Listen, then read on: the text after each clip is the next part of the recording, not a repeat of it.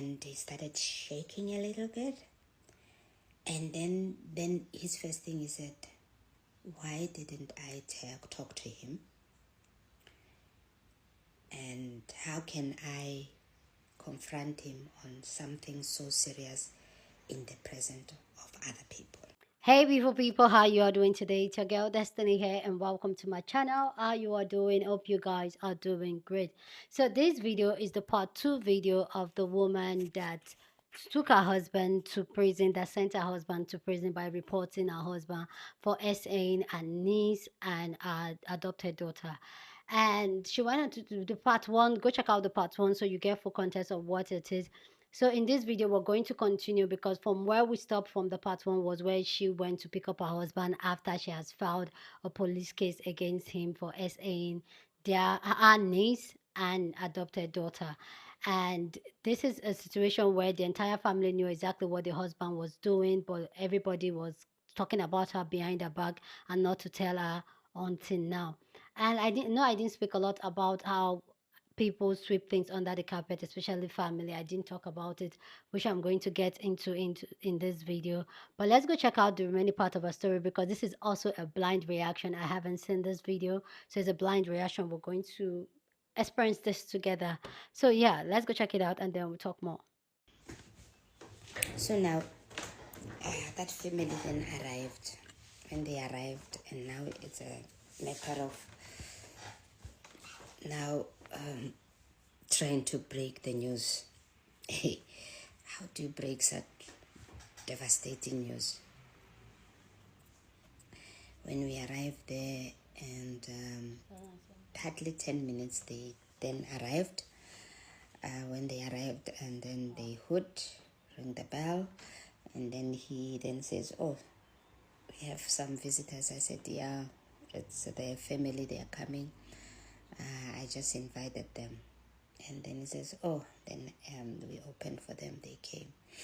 When they sat down, tried to offer something to drink, and then we sat down, and then the men broke the news, and we started by prayer. They prayed, and then after praying, then the men told Mr. that, listen, we are here because your wife called us to come here. Sister Mampurani asked us to come here, and we are here because she wanted to say something, and we are also very shocked, but she will say it. And then I stood there. I was shaking, and I said to him that, look, this morning my family just told me that you raped this child, and I did not know how to handle it. And I said they told me through this message, and then I then had to drive to the child's school to go and find out what happened, and the child confirmed what they told me, and I'm sorry, I had to take the child to the police station to open her case so that the police can take her statement.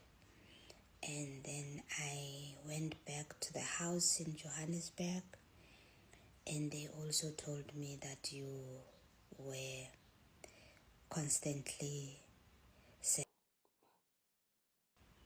trying to force yourself onto our adopted daughter. She too opened the case. I helped them to do that, and I had to call this family so that when I tell you about it, they are here. And I just want to know what happened.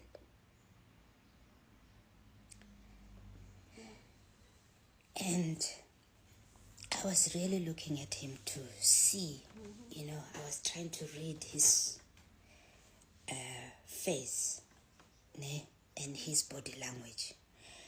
And I tell you, what I saw was a complete change. And he started, I think he was also trying to cry a little bit, but he was hiding it. And he started shaking a little bit. And then his first thing he said, why didn't I talk to him? And how can I confront him on something so serious in the presence of other people? And I tried to say, explain why I did it and apologized for doing it that way. And this family said, well, I think Ausi was really trying her best. And then he then denied everything, but he concentrated on blaming me for having confronted this issue the way I did in front of other people. And now we were not going anywhere, and this family were trying to bring some scriptures to quote them in terms of how we should walk together. And I think the best way under the circumstances was the fact that the pastor was on her way and that they were going to now leave because the pastor, I think, was going to also come. And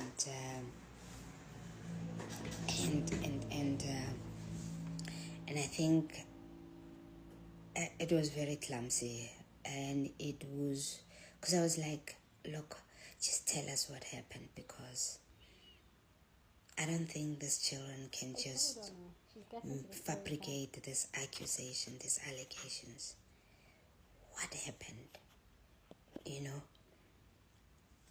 And then he was denying everything, and he was expressing his disappointed in me for having brought other people into our lives and for having opened the case. Then I told him that I wanted him to prove his innocence in the court of law, because I don't have the tools to prove him innocent, and I believe in the justice system, and that I will support everybody through this journey, and that when the court vindicates him, I will take that as a vindication.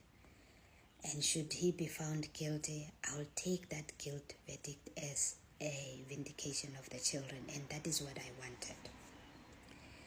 While we were in that meeting, I'm not sure, I received a call that there was chaos in Johannesburg. Now, my biological daughter was threatening to kill the adopted daughter and the child because they are accusing her father of wrongdoing. And now I think that meeting was thrown in disarray because we had now to speak to our children in Johannesburg to see what happened. They said it was hard to speak to this child and put her on the phone. And so the meeting was basically disrupted by that chaos in Johannesburg and the fact that the pastor was also going to come the following day to speak to us about it. So I think we concluded by not agreeing on anything, but having broken out the news, and him knowing. Now they had to pray, and I think they tried some scriptures that were going to help us to stay. They gave us some scriptures to pray, and they left. And when they left, the only thing that I could do was like, yo, how am I going to survive? I had to say to him, look, I'm very sorry that I did handle this matter the way I did. Trust me, I believe that the police will vindicate you. I will be there to be with you as a wife. But I was very, very clear and adamant that I was not going to protect him. I told him that I will not lie for him. I will not do anything to jeopardize the case, that I will stand with the children and believe them, and that I will also hear him. I was so, like, I became very, very submissive to the guidance of God, and I was also quoting the scriptures to say, you know what, the God will vindicate us. But hey, I was afraid. I for some reason there was like no way out. And then now the crisis in Johannesburg now. And then he was like, you see, now you've ruined the family. And I was like, I'm sorry, I didn't know how to handle it. So now we tell the family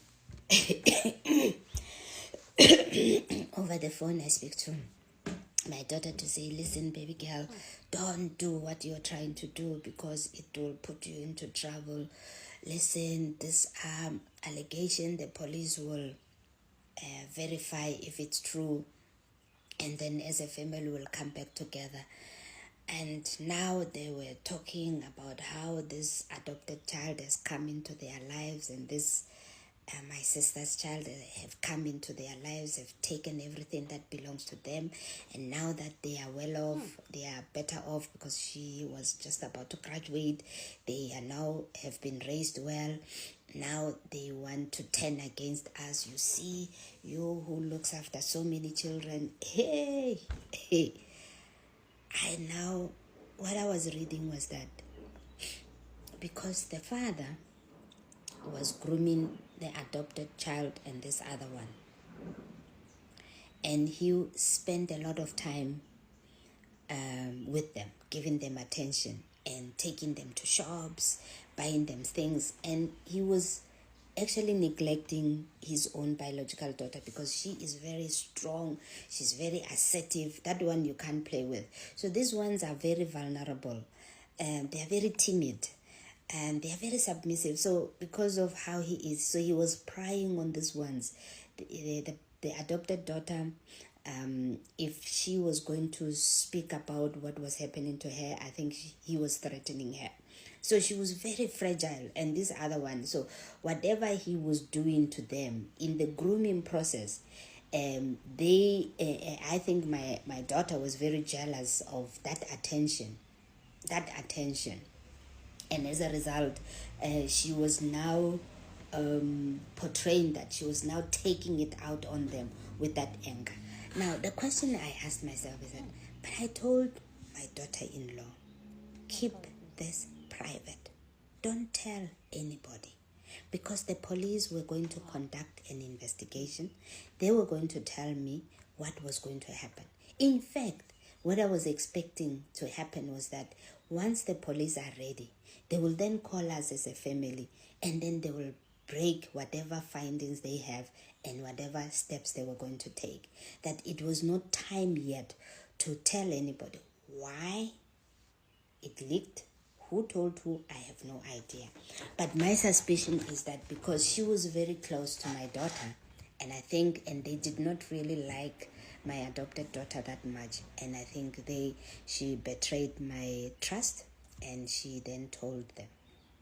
So now, I think, I remember it was like the following day as well. So I'm not going to go day by day because it's going to be long. But I just remember that one Friday as well, in that week, and I'm talking about in 28, 29, 30. Yeah, just before the weekend. And even before we came there, my son, the married one, and my daughter came to Mamelodi. And when they came here, hey, they were angry with me. They were angry with me, telling me, how can I believe my sisters? How can I believe my adopted daughter? How can I believe this other child? They came into our lives, they were eating our food, sleeping in our house. Now that they are grown up, you see, that's what they are going to do. The adopted daughter, they said she has nothing to support. All she wants is to destroy us, finish the family, because she doesn't have a family of her own.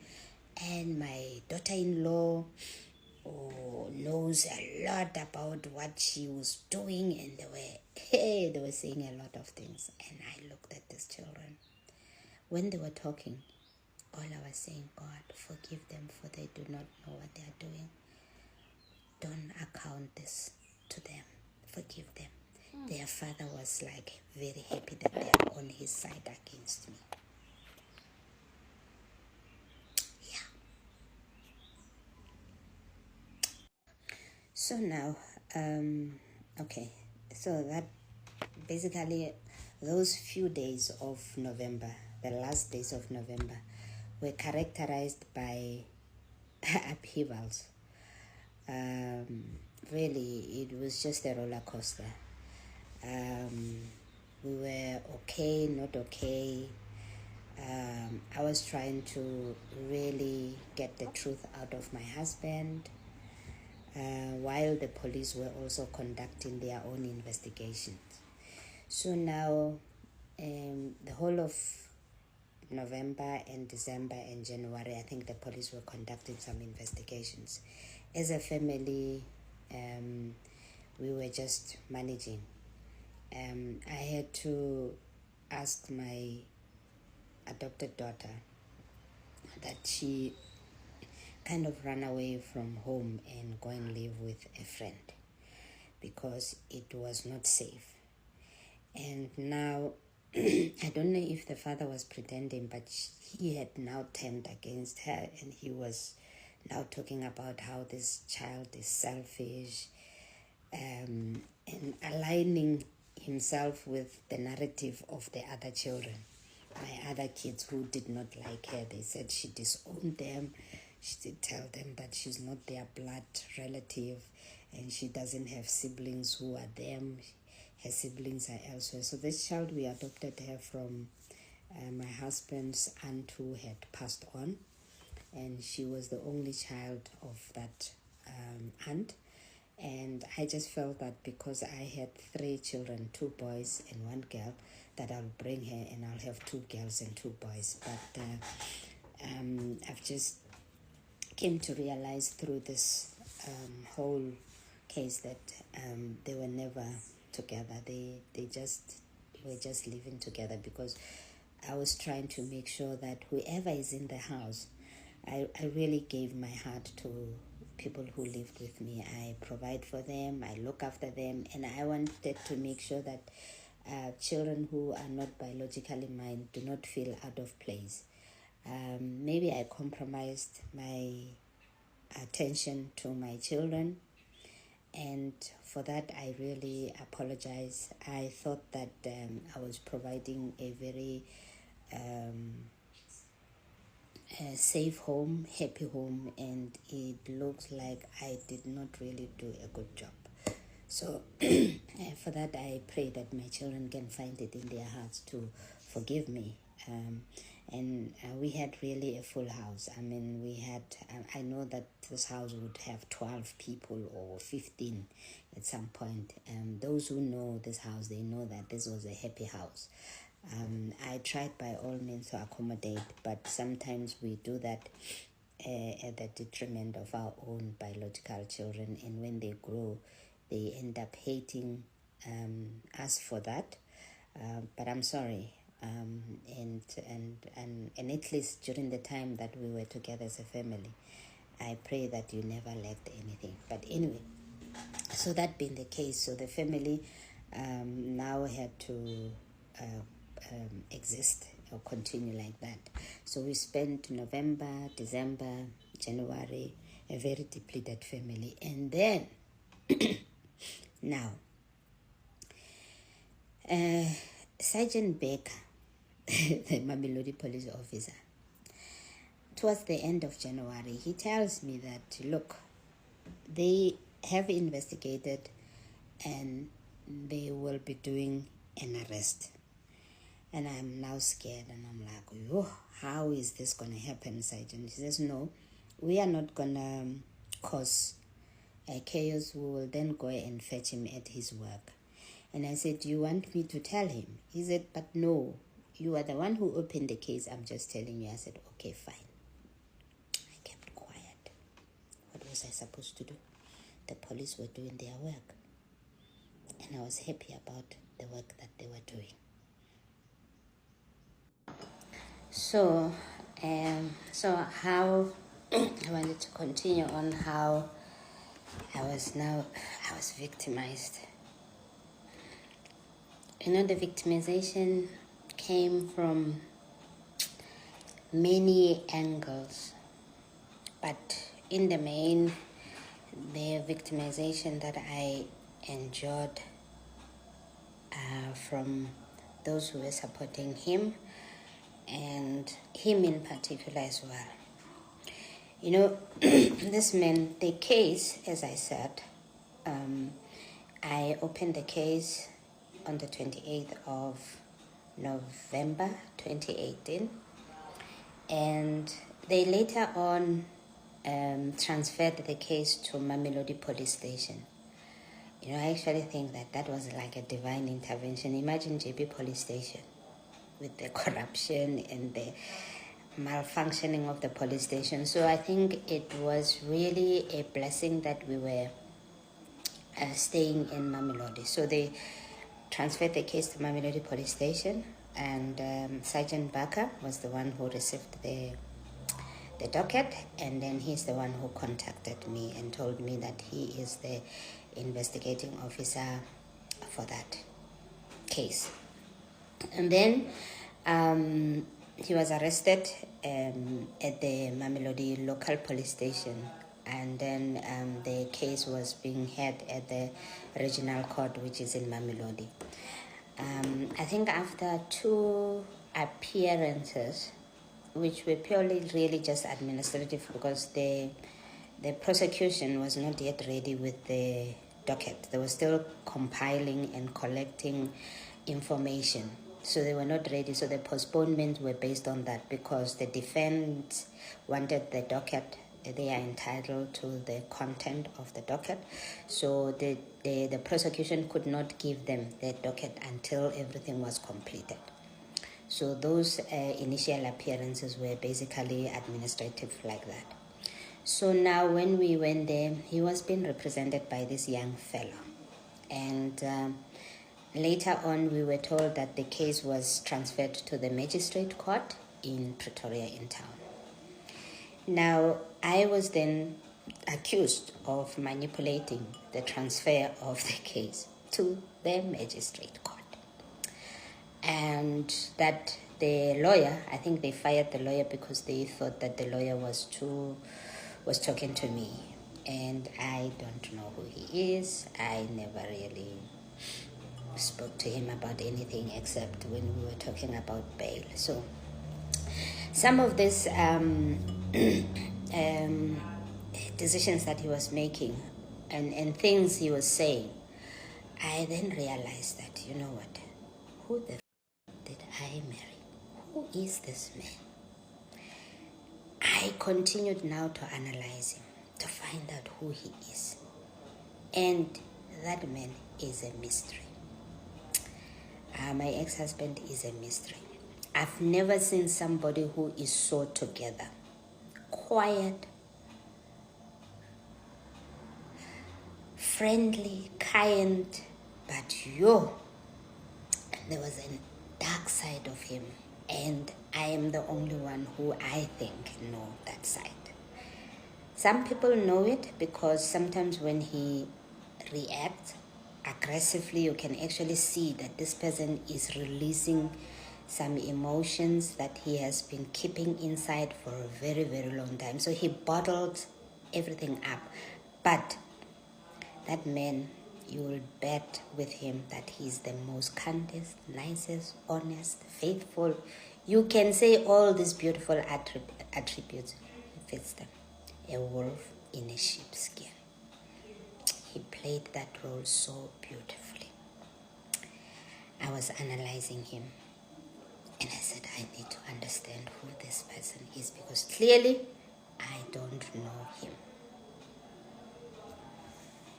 Now the case gets transferred to the magistrate court, and then it was the child who was appearing, and the child gave her testimony in camera.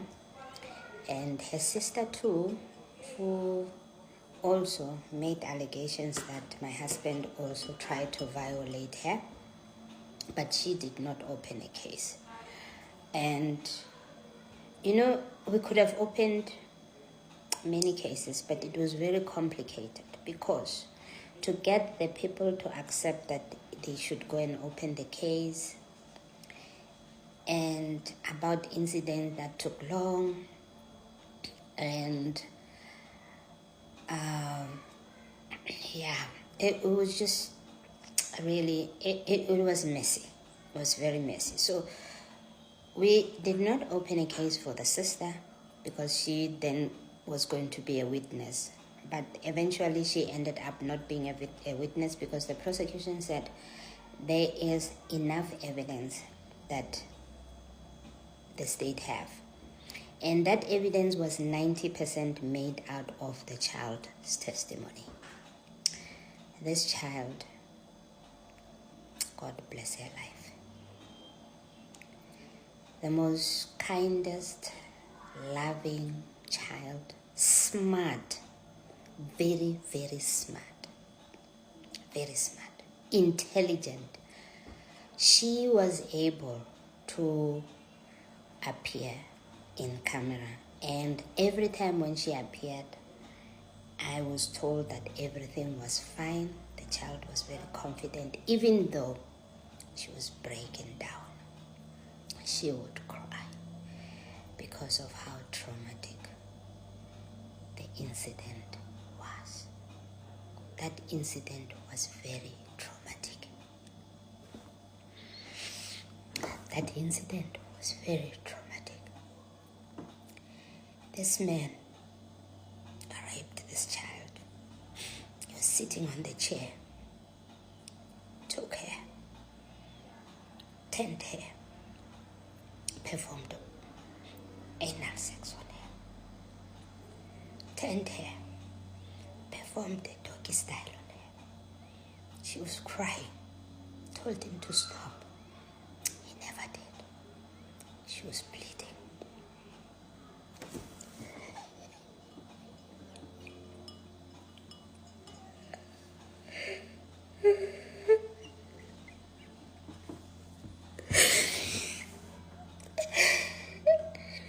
He just did not stop.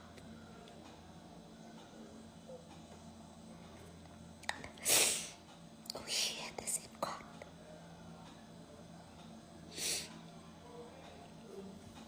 And he didn't even take him to hospital. And he made sure that he stays so close to him. And he bought him sweets. And he brought him here at home. Made sure that he keeps very close to her so that she does not tell anybody. I didn't even notice. Can you imagine? We were here and we didn't notice that this poor child was being traumatized. And I think the child, when she later on returned to her mother,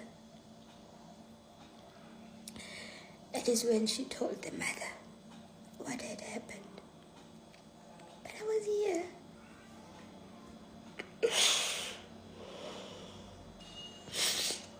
That testimony will rip you apart, will break your heart. Anyway, he deserved the life sentence. He deserves it.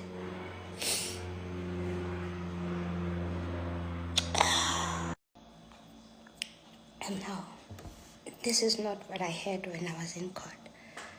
This information was shared during the time when they were sentencing him. No, during the guilt verdict. That's what the magistrate told us. And then during the sentencing, because all this information was the one that was collated by during the time of the psychologist when they were visiting her.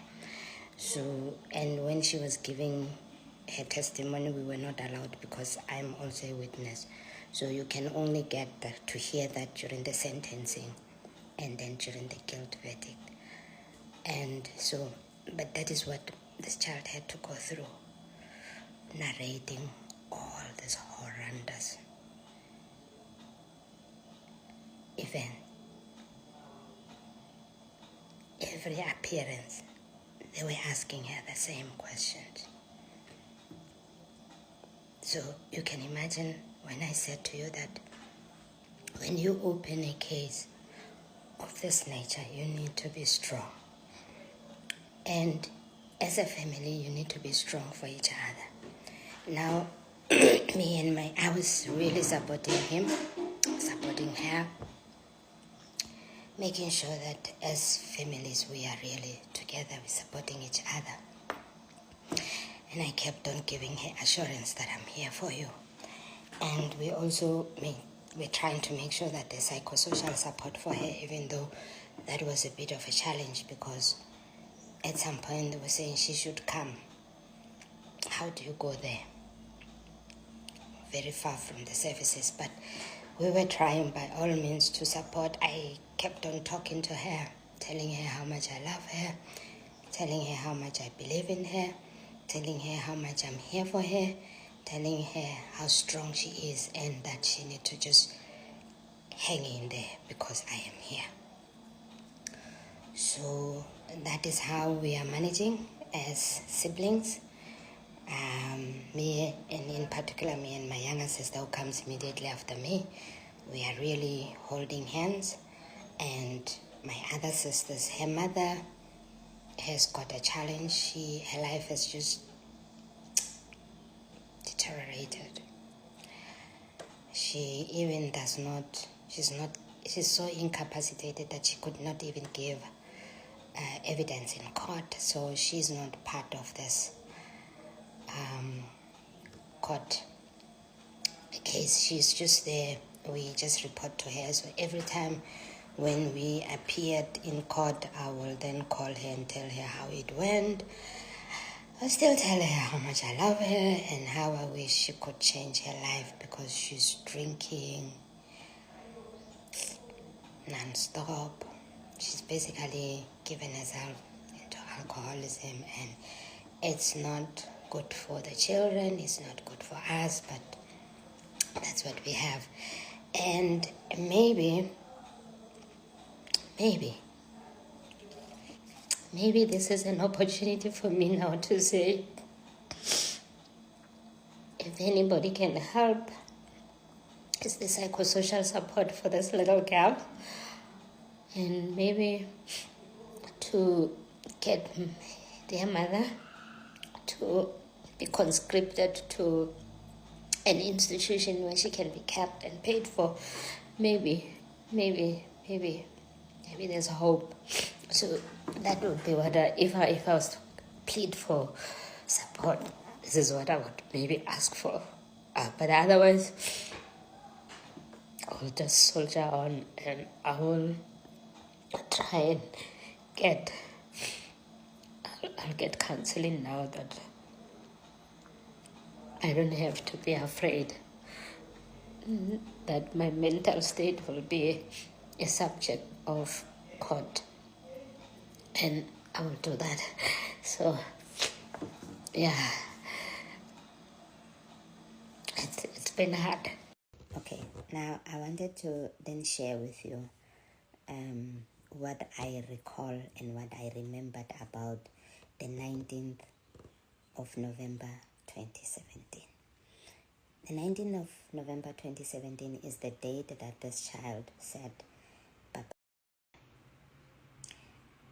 Honestly speaking, I could not remember the date and the day of the week. So I had to conduct my own research and go back in history.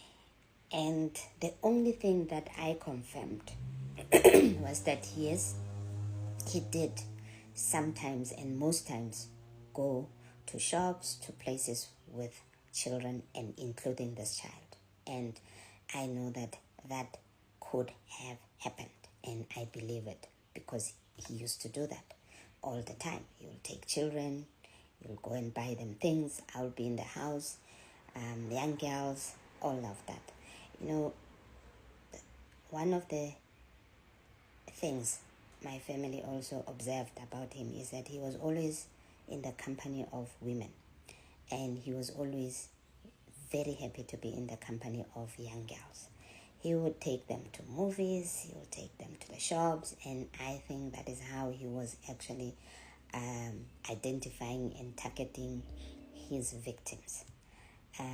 Makes them to love him, he makes them to like him, because that's what children like. And if he provided that safe space, they will be drawn to him. And on my side, if you are around me, we are cleaning, we are cooking. There's just no moment like that. And then if we are to go out and buy sweet, it means we are rewarding ourselves for something that we have done. So I am a very strict parent. So I'm not very surprised when these children do not really find me very favorable, because I am very strict. I live in a very clean house. I am a clean freak. I like order. I just like a very fresh, clean house. So I will be shouting at the children, why do you put things here? Or I'll be instructing them to work. I'll be ordering them to do things. So the fact that they do not find me to be a favorable parent, it's because of that. And I don't really mind, because that's who I am. And I don't believe that people should just be eating, sleeping, dressing, and not taking responsibility over that. So they don't prefer me. But they like me because of, I think I am a very honest person, and I'm a very reliable person, and I really keep my word. And I'm fun. I can be fun. When the house is clean, when food has been prepared, you ate, you washed your dishes and everything, we can have fun. But I don't see why you can have fun when you have not cleaned after yourself. I don't see why you should wake up in the morning and come and give me a hug and you have not brushed your teeth. I don't see why you should be sleeping in the couch with your blankets and then you leave them there and you walk away. So those things really annoy me. So I'm a least favorite person. So they like him for that. Now let's go back to the 19th of November 2017. The 19th of November 2017 was International Men's Day. It was a Sunday. We did not go to church. On that Sunday, I prepared a breakfast in his honor. We sat outside, we had breakfast. How did I remember that? Facebook. The fact that I've been posting things on Facebook came forth for me. When I went back trying to check what I was doing on that day, boom, I found the picture of a family sitting outside having breakfast. He did not know. And I submitted that. And I gave it to the prosecutor. They nailed him on that, because that picture showed him being around.